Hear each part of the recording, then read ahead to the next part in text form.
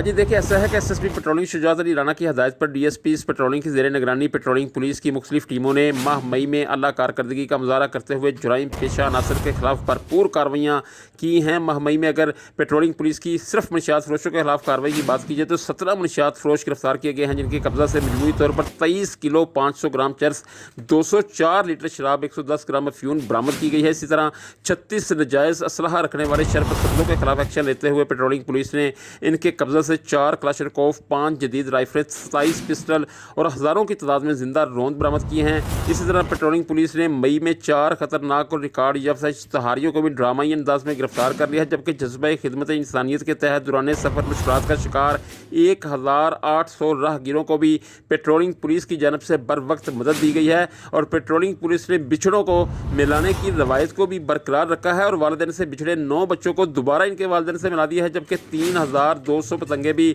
Patrolling police ने मई में अपने कब्जा में ली हैं। मई में जुराइम पेशा अनासर के खिलाफ कामयाब इंसदादी कार्रवाइयों पर रीजन के अवामी समाजी हरकों ने पेट्रोलिंग पुलिस को शानदार अल्फाज में भरपूर खराज तहसीन पेश किया है, जबकि इस मौका पर एसएसपी पेट्रोलिंग शुजात अली राना का कहना था कि अवामुन्नास की जानो माल और इज्जत आबरू की हिफाजत को यकीनी बनाने के लिए तमाम तर वसाइल बुरुए कार लाए जाएंगे।